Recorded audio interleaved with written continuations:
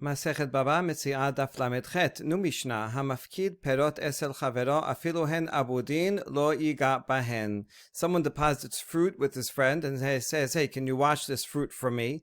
Even if they are spoiling, the shomer should not touch them, should not sell them. The owner has to know, right, for how long they're going to be there and what their state will be when he gets them back. And they may be somewhat spoiled. Maybe some of them will have to throw out. But whatever, he said, wash this fruit. He didn't say to do anything with it, so just leave it alone.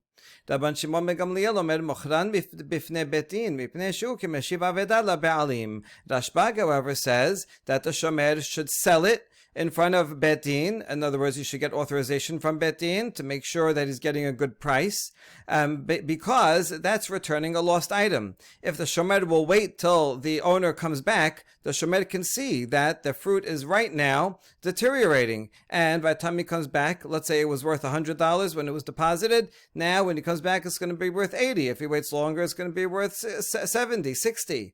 And so, by selling it now for a current price, he will be able to return to the original owner a good value. Otherwise, he's going to lose all that value. So the shomer should look out in the financial interest of the person who deposited with him. Okay, my ta'ama. What is the reasoning for Tanakama that says just leave it there? It doesn't make sense. I mean, shouldn't Rashbag actually makes sense that you should want to protect the financial interests of the owner. So why just let it rot? Amar Rav Kahana, Adam roseh bekav shelo mitisha kavim shel chavero. Rav Kahana explains that a person would rather have only one measure of his own produce than 9 measures of someone else's produce. A farmer who works for some produce, he grew it, he picked it, he did all the work. And so whatever state it's in, even if it's worth less because it's somewhat deteriorated, he'd rather have his deteriorated fruit rather than have the cash value of the fresh fruit that he'll go and buy someone else's fruit, because his own fruit is better, even if it's worth less, because he worked for it. So just leave it like that, and the owner knows what state it's in, he knows how long he went, he knows when he's going to come back, and he just says, just leave it alone, I didn't want you to sell it. But Rav Nachman bar Yitzchak amar cheshinan shema asaan hamafkid teruma umaser al makom acher. Rav Nachman has a different reason, that we worry that maybe the owner of the produce may designated this produce that the shomer is watching as teruma or maaser for produce in a different place. Maybe the owner has a whole bunch of olives in some other place, and then he deposited some olives with this shomer. And then he wants to eat the large amount of olives that he has in another place, but he has to take to the man maaser. So he says, listen, the produce that I gave with that to that shomer, I designate that will be teruma and maaser for this produce. And now this produce that he has in the off-site location was tebel, and now it's chulin. And the produce that's with the shomer is now teruma or maaser. If the shomer would sell it, he's selling teruma and maaser to someone else who may not be a kohen and would not be allowed to eat it. And therefore, he has to just leave it there as is, even if it rots, but still it's teruma maaser and cannot be transferred to someone else, because that someone else will be eating teruma or maaser that they're not entitled to. Okay, challenge. Metibe. Hamafkid perot esel chavero hareze lo yiga bahen. Lefichach ba'al habayit oseh otan teruma maaser al makom acher. Bishlam al Rav Kahana hainu dekatane lefichach. We have a beraita that says if someone deposits produce with a shomer, the shomer should not touch them. Therefore, the owner of the produce can designate them as teruma and maaser for off-site produce. In other words, since he knows that produce is going to stay with the shomer is not going to sell it or transfer it to anybody else. He's just going to keep it there, so he can use it for as teruma for the off-site. Now, this makes sense according to Rav Kahana. He gave the first explanation that a person always likes his own. Since he always likes his own, even if it's worth less, so he doesn't want the owner, the shomer, to sell it.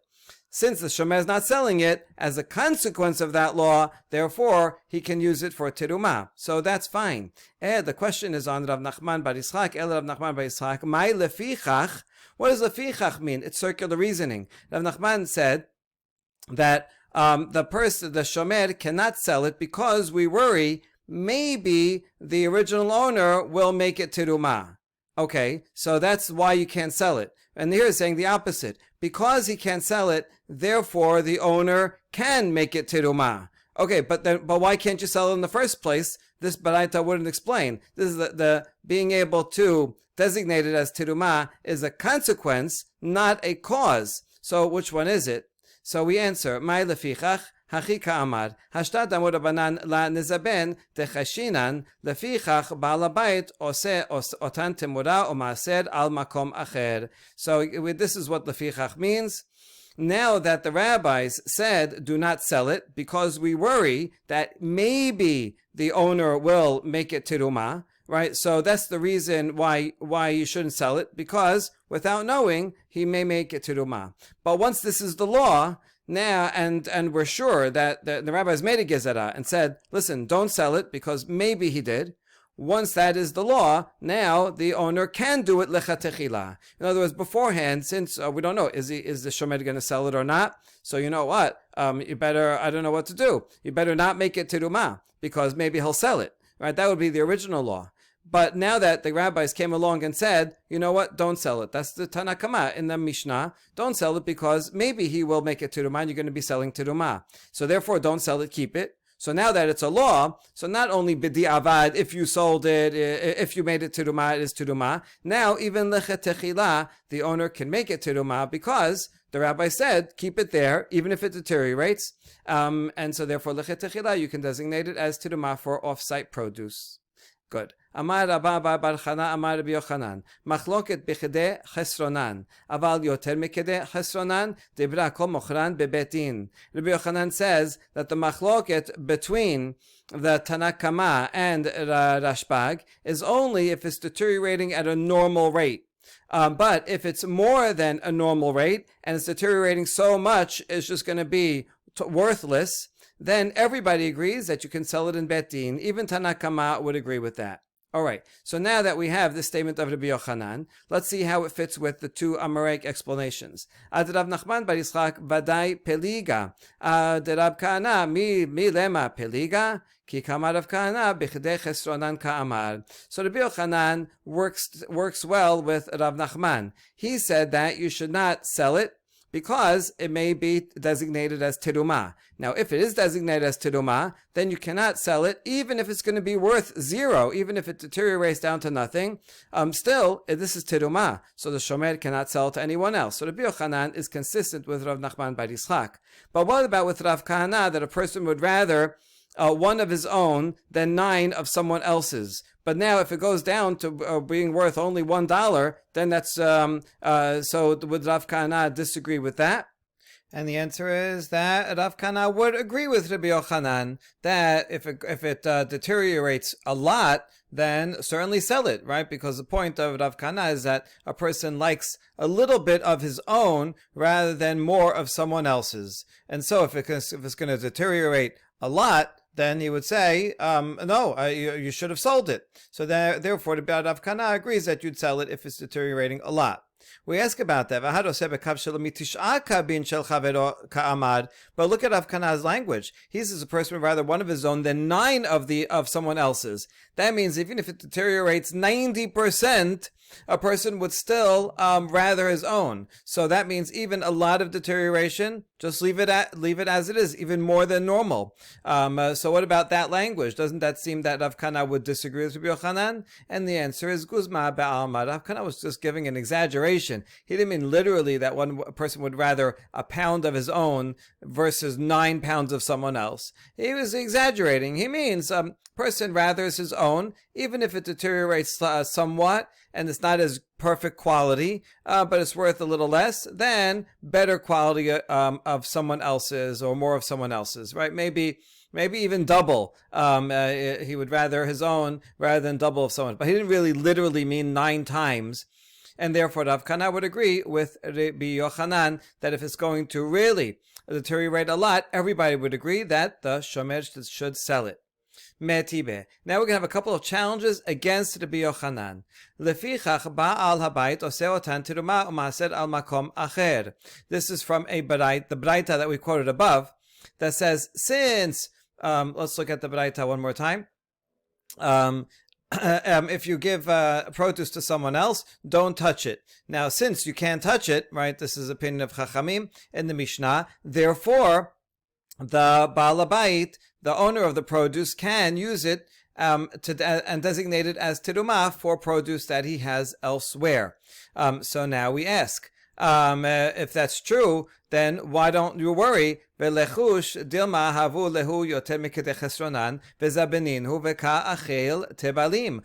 you worry that it deteriorated at a high rate, and therefore the own, as Rabbi Yochanan said, and Rabbi Yochanan said that then everyone agrees that that the shomer can sell it.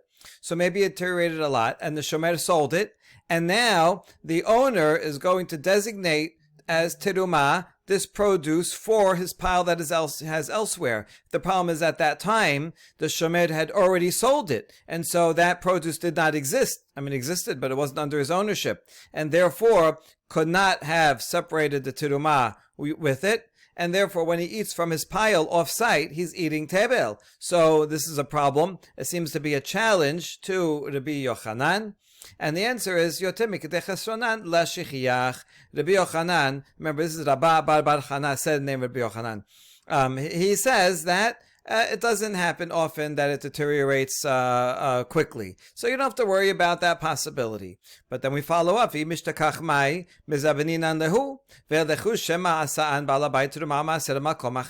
Alright, maybe it doesn't happen often, but it could happen. And what if it does happen? And you said, Rabbi Yochanan said that the shomer sells the produce. But we should worry because maybe the owner already designated it as terumah and maaser on behalf of a produce that he has elsewhere. And then when he sells his produce, the shomer is selling terumah to an unsuspecting buyer who's now going to be eating terumah, which is prohibited. So the answer is the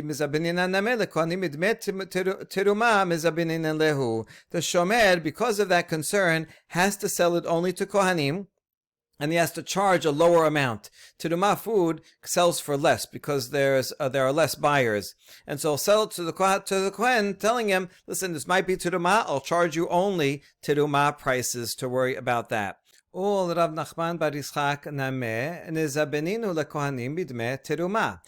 have this answer that you can sell to Kohen for at terumah prices, so why don't we say that also for Rav Nachman bar Yitzchak? He said the entire problem in the Mishnah of Tanakama, why the shomer cannot sell it, is because we worry maybe the owner designated the pikadon as terumah. So why doesn't Rav Nachman solve the problem simply and say, listen, if you see that it's deteriorating, sell it, and sell it only to kohanim at the price of terumah. And then that way you can save the property value of the owner, and you don't have to worry that you're going to sell terumah to someone that cannot eat it. And the answer is Beha Pelige de Rabba Bar Chana Savar Yotem Mikdei Chesronan La Shechiach Midi Veki Mishtechach Lekame Hu Dehavya Yater Mikdei Chesronan I Abid Lehu Baal Habayit Terumah Maaser Makom Acher Mikame Dehavu Lehu Yotem Mikdei Chesronan Abid Lehu Hilkach Ki Havu Lehu Yotem Mikdei Chesronan Nizabeninhu Lekohanim Bidme Tehora. So actually there is a machloket between Rabba Bar Chana, who spoke in the name of Rabbi Yochanan, and Rav Nachman bar Yitzchak about a simple reality question. So Rabba bar Chana says that a fruit deteriorating at a higher than normal rate is not normal, is not found, is very rare, and really doesn't happen at all. And if it should happen, it only happens from the point that they notice it and onwards. In other words, it doesn't happen right away. The fruit will be good for a few days, and then afterwards you see, oh, it's deteriorating very rapidly. It only happens from that point and on that it starts. So you don't have to worry about it. Certainly you don't have to worry about it from the beginning. So lekame means going forward. That's when it deteriorates rapidly.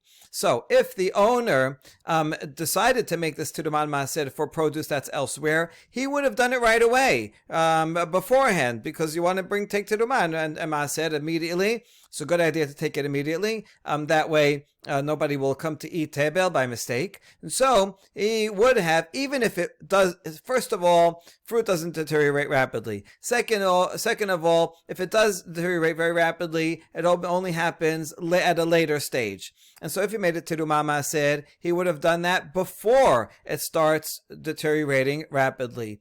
Therefore, when it deteriorates a lot, he should sell it to Kohanim at teruma prices. That's what Rabbi Yochanan said. So that's why Rabbi Yochanan can reconcile his own opinion with the Tanakama of our Mishnah and the Braita as well. So there's no problem. Ve'Rav Nachman bar Yitzchak savar yatem mikdei chason mashkach shechiach. וכי אבו להו, לאתר הוא דהבו להו. והיא אמרת נזבנין הוא זמנין דקדים ומזבן להו, וכי אביד להו בעל הבית, תרומה ומעשר למקום אחר, לידע דזבנה, וכאכיל תבלים. But Rav Nachman Misak says that it is likely, it does happen that produce deteriorates very, very quickly. And when it happens, if it happens, it might happen right away. It's a bad batch, and if it's just a deteriorating batch, there's mice in it, there's bacteria in it, whatever it is, it will deteriorate immediately, very quickly. And if we tell the person to sell, the shomer to sell it, could be that sometimes he will sell it before the owner gets a chance to make it teruma and maaser. And if it's already sold, and then the owner tries to make teruma maaser, it won't work, right? Because he doesn't know that it's sold, and then he's going to be eating tevel. And so Rav Nachman bar Yitzchak says that's why I explain the Tanakama in the Mishnah to say, do not sell it at all, ever. And no matter what, even if it's deteriorating rapidly and it's all going to get lost, still you cannot sell it because he thinks that this is likely to occur. We now bring another challenge against Rabbi Yochanan from another Braita, Metibe. Hamafkid perot esel chavaro v'hirkibu yain v'chmis shemen v'hib'ish debash v'hidbish הרי זה לא ייגע בהן דברי רבי מאיר. חכמים אומרים עושה להן תקנה ומוכרן בבית דין. וכשמוכרן, מוכרן לאחרים ואינו מוכרן לעצמו. If someone deposited fruit with someone else and they went bad, they rotted. Or he deposited wine and the wine turned into vinegar. Or he deposited oil and the oil went bad. Or honey and the honey spoiled. Generally, bee honey doesn't spoil. This is probably referring to date honey. And it went bad. Nevertheless, the shomer should not touch it according to Rabbi Meir. So Rabbi Meir's opinion here is similar to the Tanakama in our Mishnah, except that it's using different examples of things that go bad. Chachamim say that the shomer should do something to help him, and he should sell them in court before they go bad. And when he sells them, he has to sell it to other people and not to himself. Because if he buys it himself, he probably is going to give himself a very good deal, too good, and then the owner will lose out. So you can never trust yourself to be the buyer. Therefore, he should sell it to a third party who is likely pay more, will pay market price, and that way, when the owner comes, he'll say, "Oh, thank you, I'm so glad you sold it. Otherwise, it would have gone bad by the time I came back." The Baraita continues,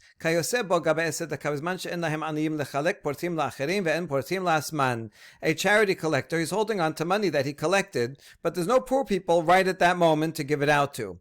And you were talking about copper coins, very, very simple coins, that will go bad if you just leave them around. They may deteriorate. And so he wants to change them for silver coins that will last longer because he can't use these right away. It's a good problem not to be able to find poor people. So he should save it because otherwise they're going to go down in value. So he should switch it, but he should not switch it for his own coins because then we suspect that he will give himself too good of a deal. So switch it with other people's coins. And lastly, those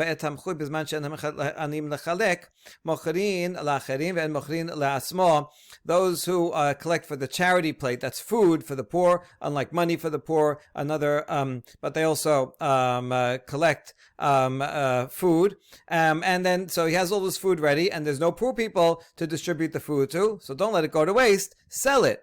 But don't buy it on yourself because then you're going to probably pay something more cheap than it's actually worth to sell to others to get a good price. And then with that money, you can use it in the future when poor people turn up.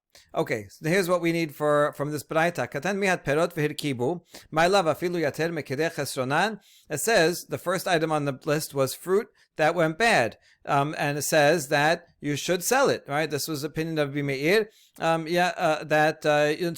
yiga bahen. You should not touch it. Now this seems to be the same as the opinion in our Mishnah, and here it says, don't touch it, don't do anything at all, even if it totally rots. So doesn't that mean even if it rots at a higher rate than normal? And therefore, according to the challenge to Rabbi Yochanan, because Rabbi Yochanan says everyone agrees that if it deteriorates at a higher rate than normal, then the shomer should sell it. But here, it seems like even if it's totally deteriorated. And the answer is, lo b'chidei chesronan. It's deteriorating only at a normal rate. That's why you leave it alone and don't sell it. But if it was really deteriorating at a high rate, then you would sell it. So the Rabbi Yochanan can make his okimta, just like he makes his okimta on our Mishnah, he can make it on this baraita as well. Now we ask, look at the other examples on the list. Wine that turns into vinegar, that means it's totally bad. And also oil that goes bad, or honey that goes bad, right? These are all examples of a high rate of deterioration that's totally not good. And yet it says, leave it alone, don't sell it. And the answer to that is kevan dekam kam. These are different because once they spoil, that's it. They're totally spoiled. There's no point in selling the wine after it turned into vinegar. There's no point in selling it now that it turned into vinegar, because it'll stay as vinegar. Vinegar is less valuable than wine, but it still has some value, and so it's deteriorating at a normal rate, and now it turned into vinegar. Okay, still leave it for the owner to come, and he'll take his vinegar. He would rather his own vinegar than wine that he could have bought with the higher price. So in fact, we can say that this Mishnah, this baraita, is talking about kidei chesronan, where it's a normal rate.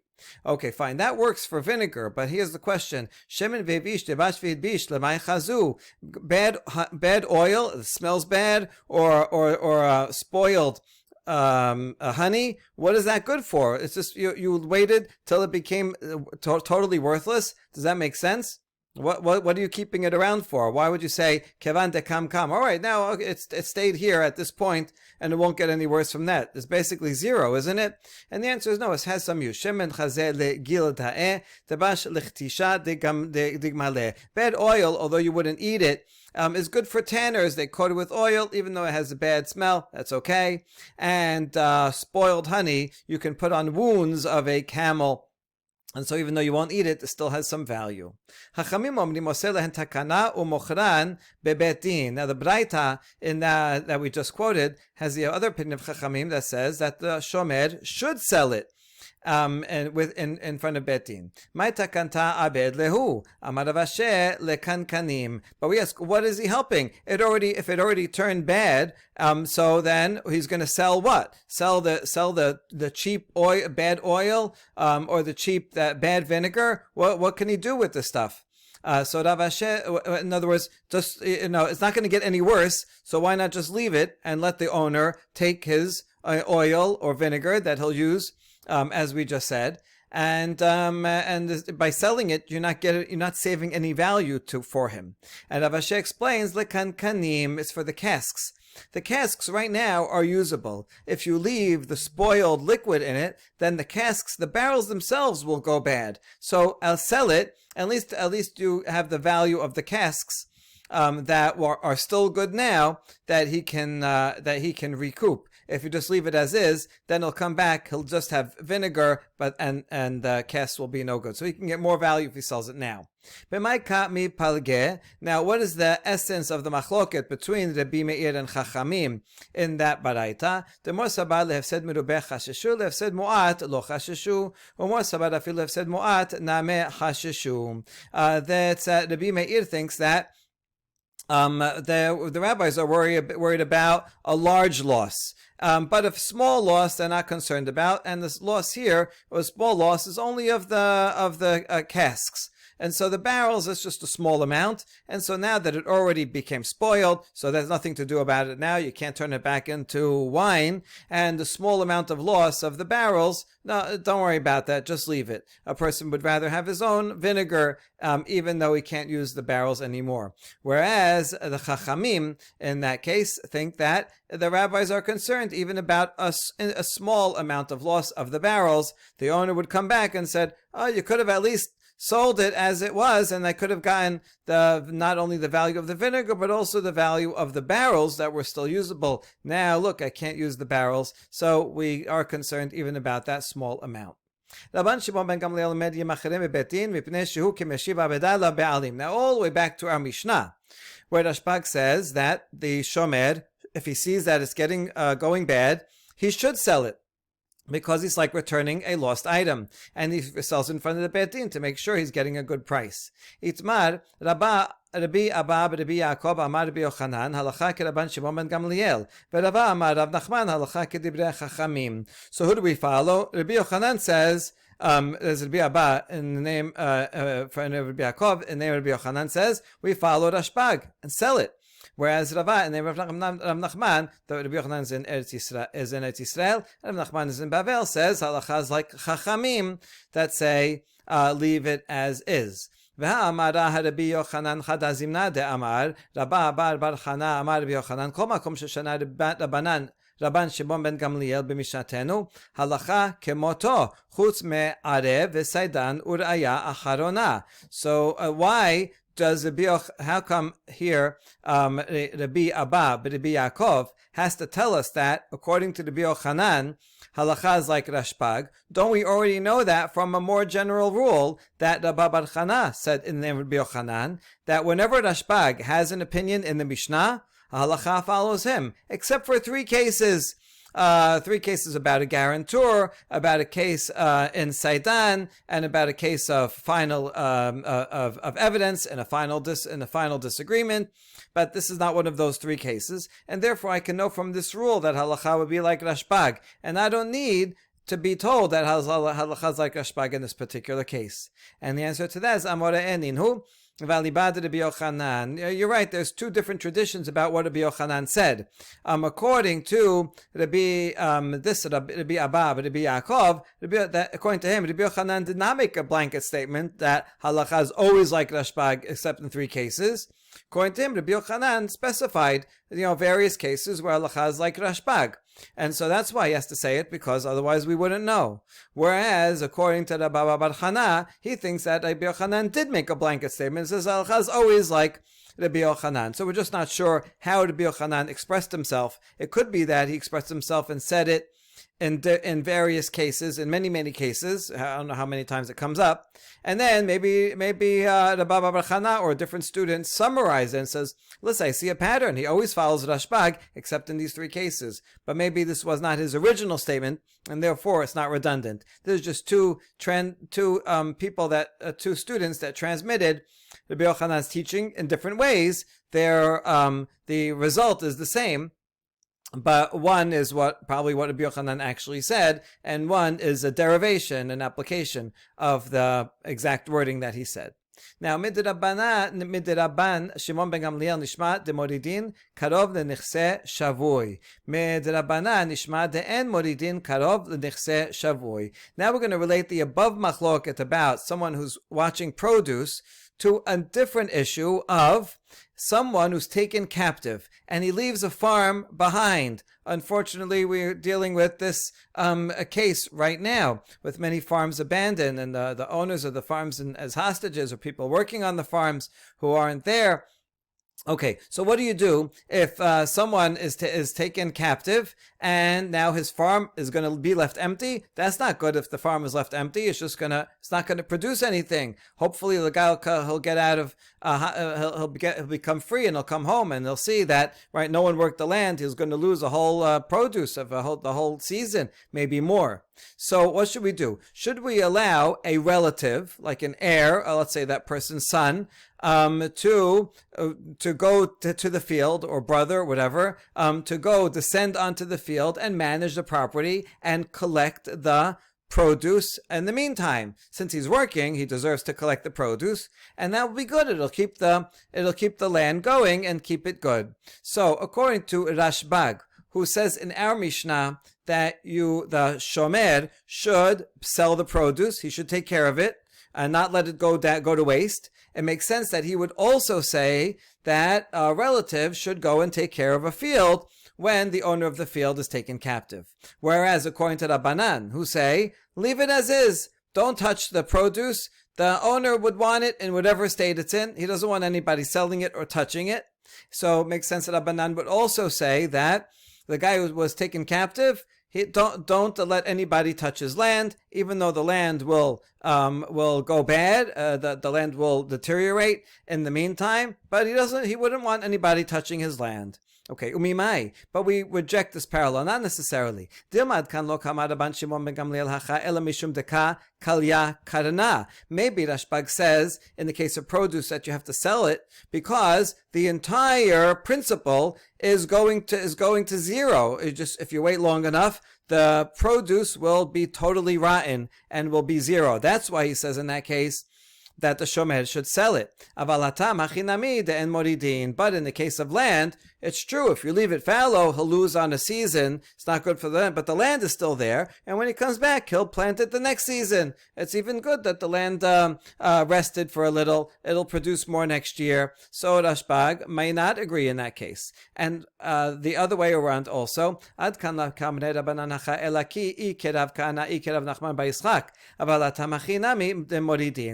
maybe Rabbanan would say, regarding produce, don't touch it. Either because of Rav Kana that says a person likes his own produce, even if it's not worth as much, or like Rav Nachman Yitzchak that we worry that maybe he designated this as tiruma.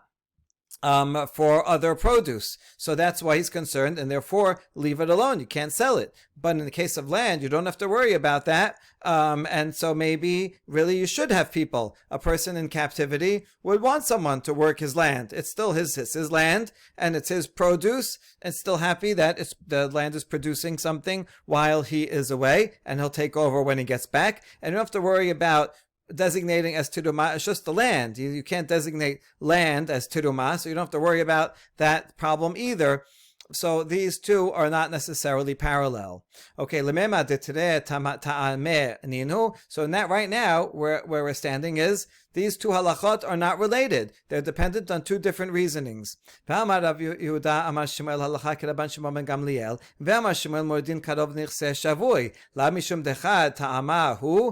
on, look, there's two statements of Shemuel, and in the first one he says, halacha is like Rashbag, that the shomer should sell the land. And he also says that if the farmer is taken captive, the heirs, the relatives should go and take care of it.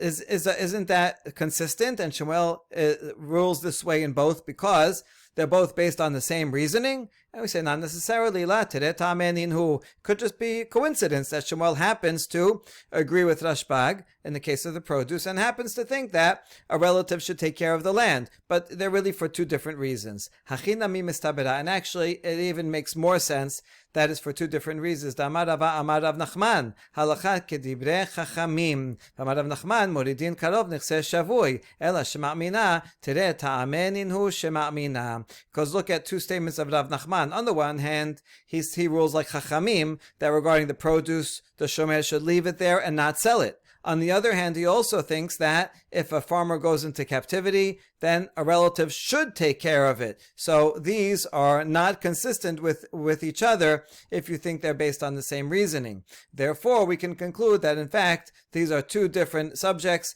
issues. They are not related to each other. Itmar, shavui shenishba. Rav amar en moridin karov linchasav. Shmuel amar moridin karov linchasav. Now let's get into this very issue itself. Regarding a farmer that goes into captivity, Rav says you do not allow a relative to go and take care of the land, and Shemuel says you do allow a relative to take care of the land. Now let's circumscribe this machloket. If there's a rumor that the farmer died in captivity, we're not sure yet, but that we hear that he has died, then everybody would agree that you can go that a relative can go and take care of the land. The reason is that this relative is the heir, and so if it's confirmed that the original farmer in fact died in captivity, then the heir will be owning the farm, and therefore he's sure to take care of the farm and farm it appropriately. כי פליגי בשלא שמעו בו שמת. רב אמר אין מורידין, דילמה מפסיד להו.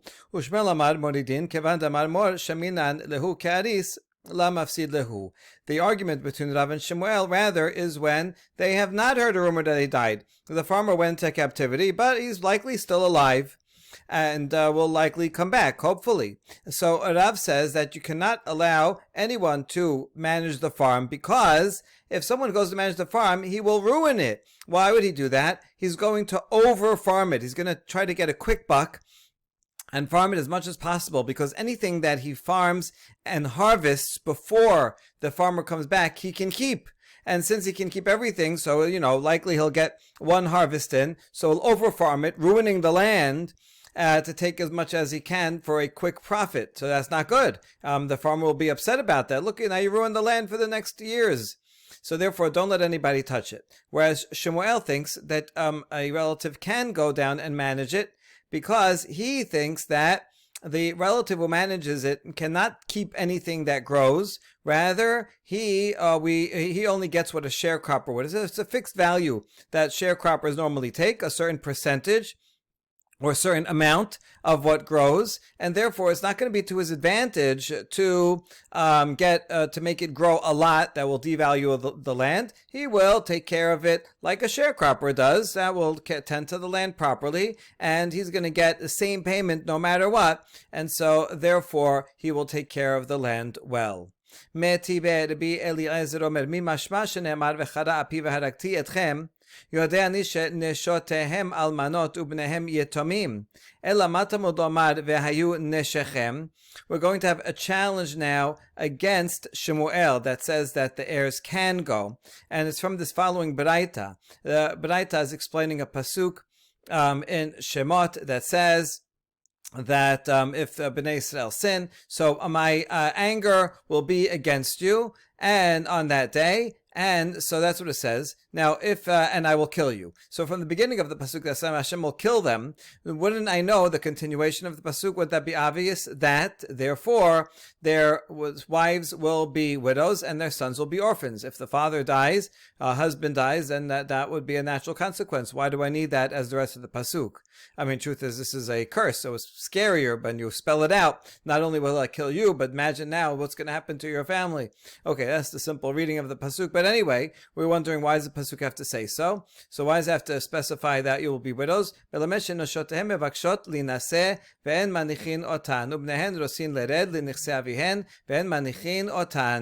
teaches that it's not bad enough that the father of the household will die, but that the wives, when they want to go get remarried, they won't be allowed to, because they will be agunot. It won't be a sure thing. There won't be witnesses that the husband died.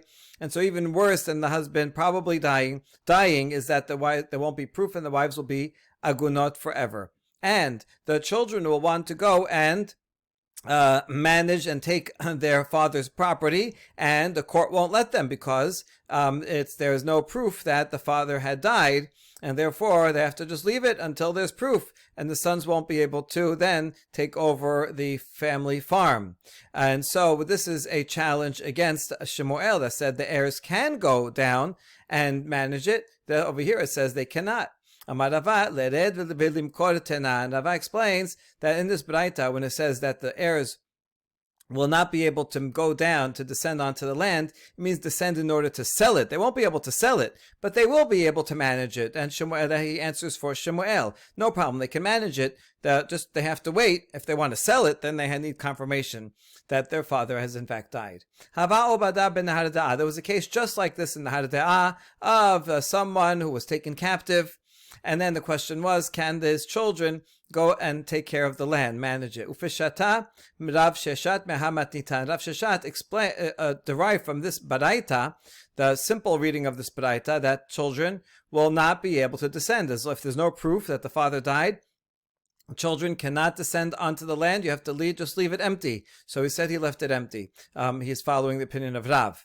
Amar le Rav Amram Dilma le Vidim Kotanan. Rav Amram said, "Why are you interpreting it the Baraita so literally? Why don't you interpret it the way Rava did? That the Baraita is just the curse is that the children won't be able to go and sell it, but they can work the land." Amar le, Rav Sheshat answers, Dilma bepupaditaat dema'yelin pila bekufa demachta. You must be from Pupadita, where people take an elephant and pass it through the eye of a needle. An expression to mean that you say, you give express reasonings, arguments that make no sense. You take this giant, this baraita, just like you can't, impossible to take an elephant and squeeze it into a needle. You take a baraita that simply means no, the children cannot take the land at all, and then you squeeze it and you squeeze an interpretation, you squeeze it through an interpretation that just doesn't fit. And so you must be Pupadita. Pupadita was known for making these far-fetched explanations that don't fit, and so you must be from Pupadita that you would said that you would explain it that way as Rava did. Okay, so and here's his proof that it's not so, that the simple reading of the Braita is better. The